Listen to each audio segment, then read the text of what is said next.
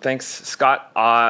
Thanks to all the organizers of this conference. It's my first time at SciPy. I've been a SciPy user since 2008, but have never made it here. So it's everything I dreamed it would be and more. I'm here to talk about a sort of pet project that I think could have a wider audience. So that's my motivation for coming and speaking to you today. And it is something that's kind of relatively specific to Earth sciences, or at least numerical modeling. So let me just start by talking about what is a general circulation model. So if you are in this field, you're probably painfully aware that unlike many sciences, we can't really do lab experiments about the global scale Earth system. It just doesn't fit in a lab. We've got our observations, and those are, of course, great and essential. But if we want to poke and prod and see what makes the Earth system tick, we really have to use numerical simulation to do that. And so what we're looking at here is an animation of one of the latest, most state-of-the-art ocean models. So I'm a physical oceanographer. I study ocean circulation, ocean currents, and turbulence. And so these models are sort of my bread and butter of my research. They allow us to test our theories, explore new regimes, and very crucially, for our planet's future, they allow us to make predictions about the future, about things like sea level rise, ocean acidification, and global warming in general. So these are absolutely crucial tools for our scientific enterprise. So this model we're looking at here is a global mesh close to 1 kilometer resolution with 100 vertical levels. It outputs data every hour. And it generated over a petabyte worth of data. And this is just one model of many. So the overall topic I'm going to address today is how do we confront this extremely big data challenge related specifically to these models, but many of these things apply to all kinds of data sets. So a few words about computer architecture. That simulation was actually pretty easy to run.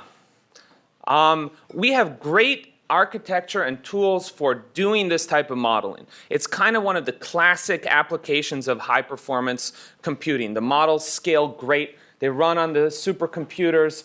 I can pretty easily, if you give me the computer time, generate petabytes of interesting, useful data through numerical simulation. When it comes to analysis and visualization, our infrastructure has just been lagging so far behind our capability to simulate. When I entered this field, sort of the status quo was, well, just download the data onto your laptop and analyze it with MATLAB. And that's what we're going to do. And obviously that completely breaks down once we're talking about petabytes of data.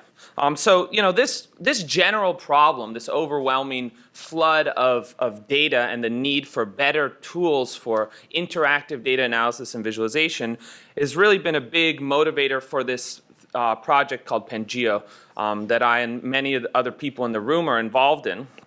And this is a big international collaboration that is really a community effort to just take all the best parts of the SciPy stack and make sure that they're all working together and doing what we need them to do to actually confront these types of problems and these types of data sets. And last year, Joe Hammond, who's in the audience, gave a talk here at SciPy about Pangeo. And if you want to learn more about it, I encourage you to go to our website. This talk is not about Pangeo in general. This is about a more narrow topic. So general circulation models, what are they? They take the world and they divide them up into a grid. Do I have a mouse here? No. Okay, so I'll just describe. So on the left, you see a fairly standard latitude, longitude grid. On the right, you see a fancier curvilinear grid with kind of this multiple face topology. And these grids are getting more and more complicated. How is the data stored? Well, for the most part, general circulation models put their data into netcdf files, which are under the hood HDF files. And the data containers, HDF work pretty well. You might have heard about xarray yesterday, which is kind of a new data container we're using for this type of data. And the data model is pretty well described by this netcdf file format and the CF conventions, which are metadata conventions that tell you how these variables are related. And this cartoon I'm using to describe what the variables might look like for a general circulation model data set, these data cubes, that's taken straight from the xarray documentation. Right? So a really amazing tool we have for working with this type of data is xarray. And there was a talk about xarray, I think, last year at SciPy. Hopefully this project is gaining a lot of traction and awareness. It's really great. It's like a lot of the utilities from pandas about indexing and searching and group by and computational tools meet the multidimensional format of netcdf. And so I'm just going to really quickly mention the sort of things you can do with xarray. My point being that a lot of what our data processing related to these general circulation models is very well handled by xarray. So xarray can open netcdf files and quickly show us all of the metadata attributes. It allows us to select data and plot it in one-liner using the coordinate-aware operations, just like we can do in pandas. It allows us to do reductions in sort of data space, take a mean over time and longitude rather than axis 1 and 2.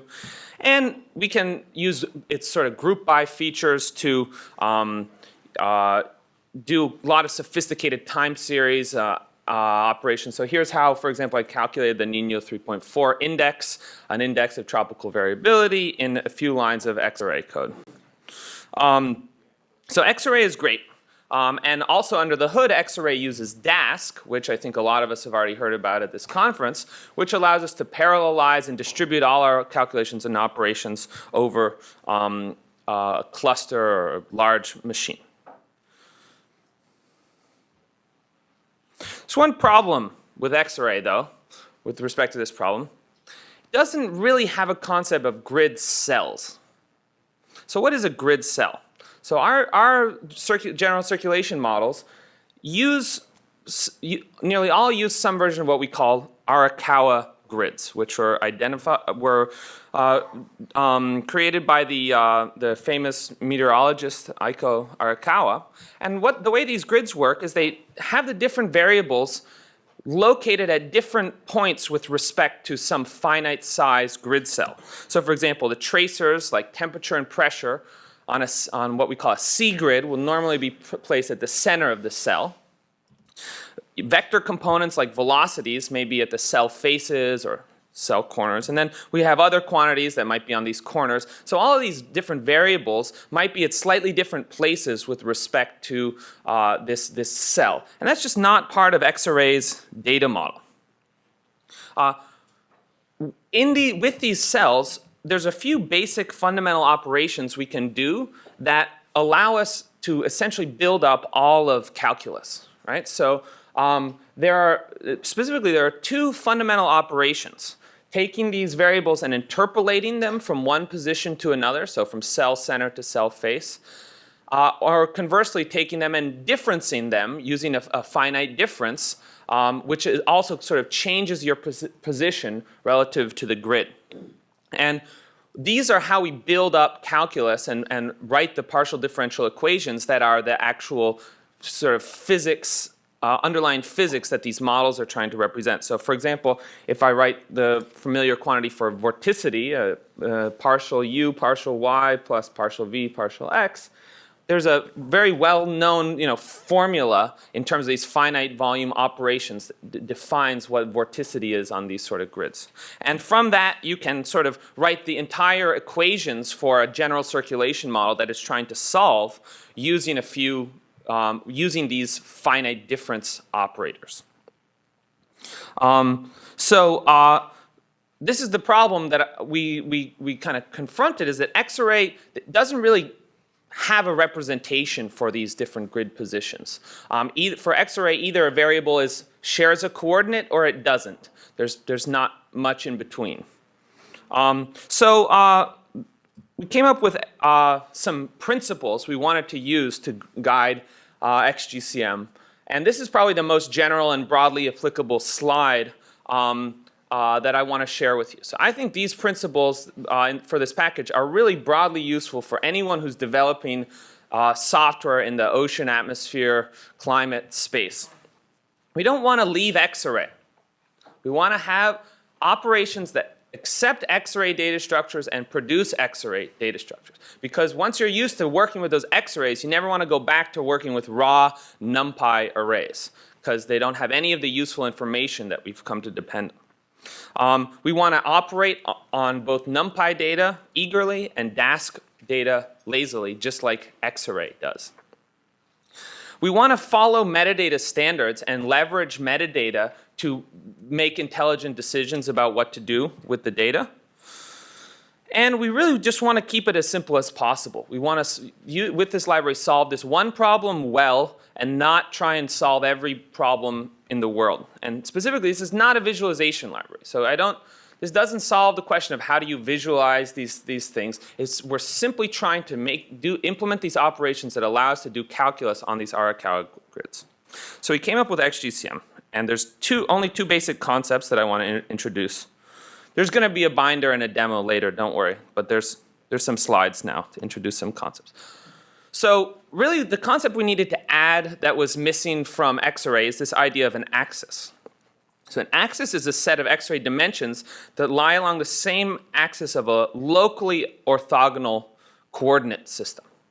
Right? So we can have multiple dimensions that all lie along, say, the x-axis, but at different positions. And so Xgcm allows for 5 different positions of variables with respect to an axis. The cell center variables are kind of the default.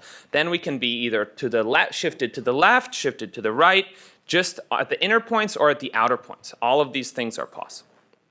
And then we stack those together to create something called a grid. So a grid is just a couple different axes that together diagonalize the local coordinate space. Right? And so the way we create one of these grid objects is to just pass it an xarray data set that has the proper metadata that describe these different relationships between coordinates. And then these grids just have 3 methods: interp, diff, and cumsum, which all take inputs and shift them to their neighboring coordinate positions. And it turns out with these 3 methods, we can do a ton of stuff related to calculus-like operations. And soon I'll give you a demo. There's one more feature that Xgcm has that I want to share, which has to do with this complex grid topology. So in many cases, we do not have just one array that has a simple boundary condition. We actually have in these data sets many faces that are connected together in a topologically complicated way. And when we take derivatives, take differences, or interpolate, we need to be able to cross those boundaries. So Xgcm actually understands that. And you can provide a rather complex looking dictionary that maps these relationships between your different faces, and then all of these operations will just magically work across such complex topologies. That's about it for the theory. So what I'm going to do now is switch to a live demo. So if you want to follow along, now's your chance. If you go to our GitHub repo, there are 2 binder demos. The first one is very simple. It's just a standard binder that has a netcdf file in it that I'm going to load and run through some examples. The second one, if we have time, shows some fancier stuff that integrates with a lot of other Pangeo tools like xar and dask and cloud computing and big data. The point being that this works the same with small data or big data. You can use the same library on very simple small models or very large, very complex ones in lazy form. Okay, so I'm going to switch to that notebook. I'm actually going to run it locally just because it's a small, simple example, but you can run it on Binder. So let's go. That's my bias. So here's my example. Now let's get this notebook a good size for the screen so everyone can see. So you guys got to tell me when you like this size. Is that a good size, or you want it even bigger? Okay. So this is a pre-filled notebook, but I'm going to run through the slides and tell you what they do. So first we're just going to load our packages. And here we're going to load our data set. So this is just loading a data set from that's living inside this repository. And this is an xarray data set. And it's got a bunch of coordinates that describe this sort of geometry. Then it's got 7 data variables. And these data variables have a very important sort of relationship that I want to highlight. So encoded in their dimensions is some information about these positions with respect to the grid cell. So for example, our tracers like theta temperature are located at the horizontal points YC and XC, which stands for cell center. But our velocities, for example, U velocity is not at the same points, YC, Xg. So that means it's shifted in one dimension. And same for the meridional velocity. Right? And so this is a common way you find these things encoded. Now if I try to just naively multiply U vel times theta, what Xarray will do is broadcast those incompatible dimensions and create a giant array. It's not at all what I want. Okay? So an interesting topic we can talk about later is not all models follow these type of conventions, and that poses a challenge to Xgcm in terms of how to interpret the metadata. So what we're going to do here is create this grid object. We're going to tell it, all we have to do is feed it this data set that has appropriate metadata inside it, and it can infer the existence of 4 different axes. The time axis actually just has one position, so it's not going to be very useful for us there. But for x, y, and z, we found 3 axes. And you can notice I provided some information about whether the boundary conditions are periodic or not. So now we can use that thing to do calculus. Right? So the examples I want to start with here are related to velocity gradients. So if you're a fluid dynamicist, the velocity gradients are a very important quantity. We talk about the vorticity, divergence, and strain of flows, and this information tells us a lot about the underlying physics of the flow. So here's a expression for the divergence of the horizontal velocity, du dx plus dv dy. And in sort of finite volume form, I can write this using these difference operators, multiplying by some grid geometry factors. So what I'm going to do here is evaluate those quantities. So that's just straight Xarray, just scaling my variables by the sort of metric quantities. And then we can look at the dimensions here. So we see that those 2 components have different dimensions. The U component of the velocity has dimensions yc and xg, and the v component has yg and xc. So the Xgcm magic is to perform this difference operation and bring everything to the cell center. Right? And it's a one-liner. There's no loops. There's no dropping out of Xarray. Everything is handled by that operation. And now if we plot this, for example, we'll see if there's any oceanographers in the room. This is the divergence of the velocity field right at the surface. See very familiar patterns of Ekman upwelling and downwelling. Divergence near the equator and in the Southern Ocean, and convergence in the subtropical gyres. So this passes the sort of visual check here. And we can do, so there's a lot of other examples that we can do here. Vorticity, strain, I'll skip those. You can run them on your own if you want. Another thing we can do with this cum sum operation is calculate something like a stream function. Right? So a stream function is defined where the velocities are the derivatives of this scalar function psi. So we can reverse that derivative by using Xgcm's cum sum method. I need to define these cells. Sorry. we can get our stream function. We don't have a land mask, so it doesn't really look oceanographic right now, but if we just add a land mask to that, we can see we've calculated the stream function. This tells us about the horizontal ocean flow. So we can see all the major ocean gyres, the Antarctic circumpolar current, etc. So being able to do these things so quickly and conveniently has a lot of value for us and for our research group. What I'm going to do now is I'm going to hop over to the second binder.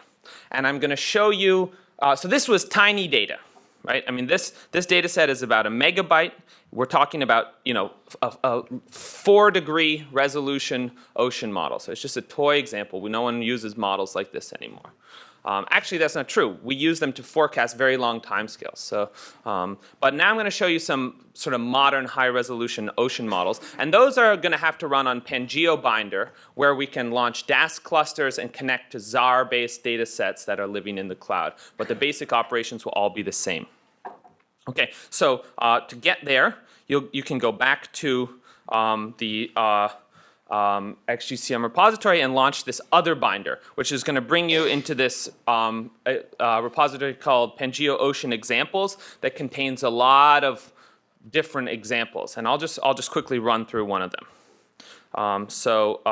Let's do the same vorticity calculation. Let's see, shut down this for now. Let's do the same vorticity calculation using NCAR's latest high-resolution global 1/10 of a degree ocean simulation. So I'm going to run this notebook here.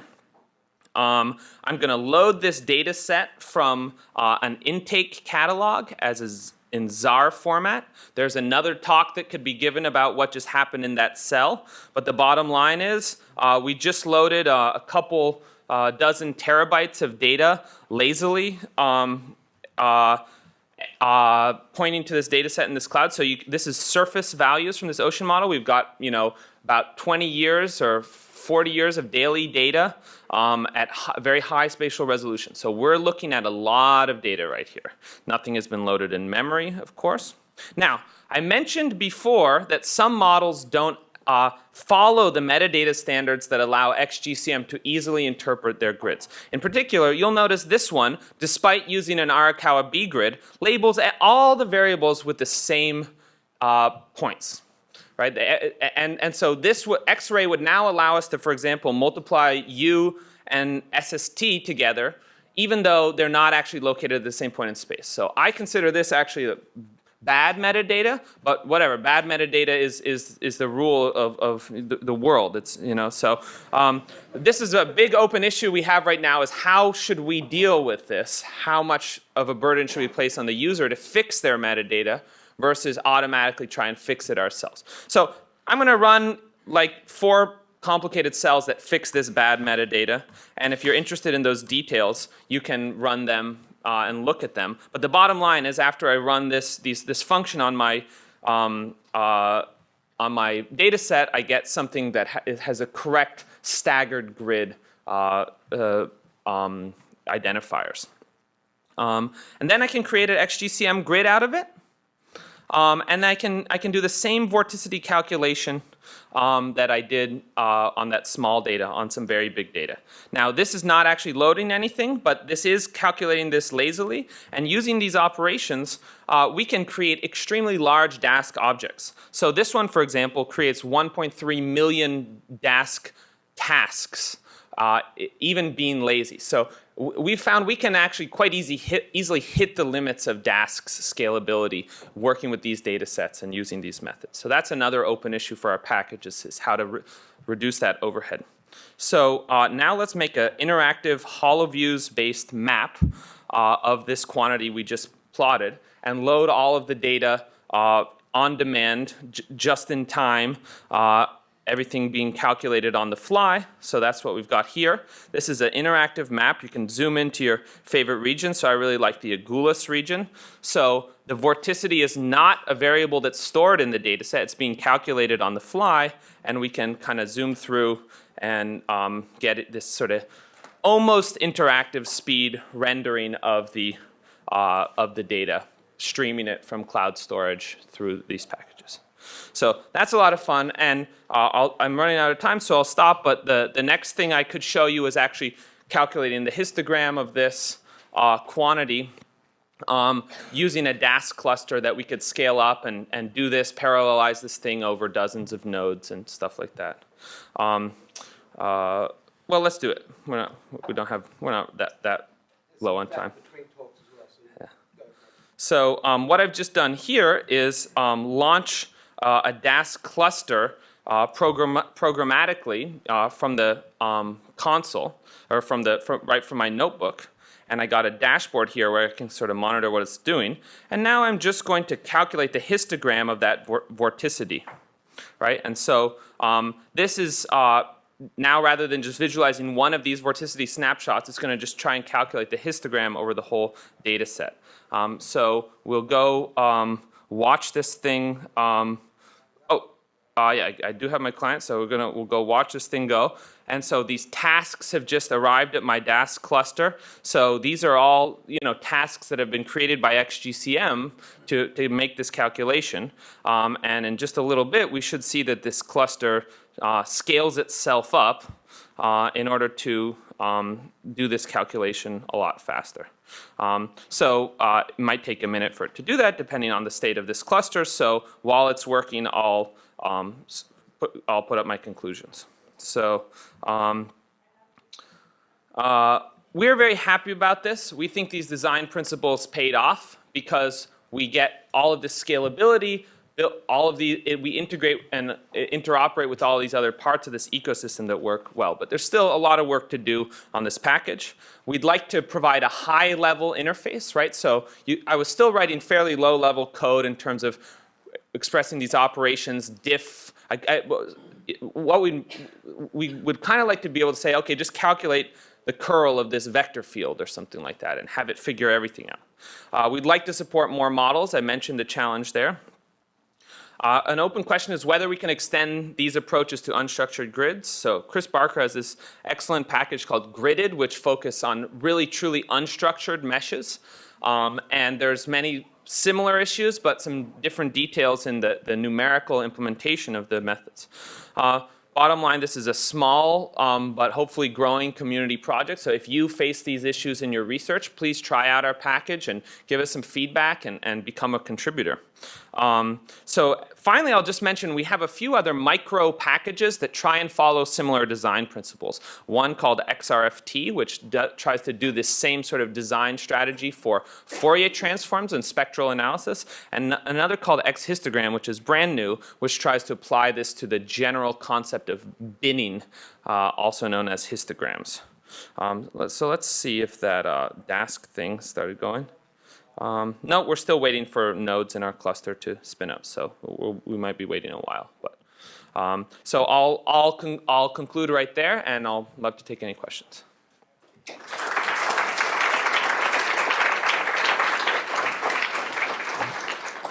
Thank you very much, Ryan. We actually have a fair bit of time for questions, so it might even finish by the time we're done. So I'd like to open the floor up.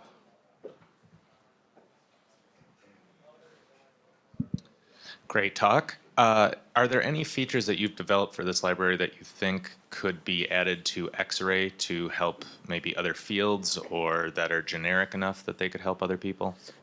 I think the big question a lot of us have about Xarray is, can this concept of finite size cells live within Xarray? There's quite a few fields that would appreciate something like the cell bounds or whatever.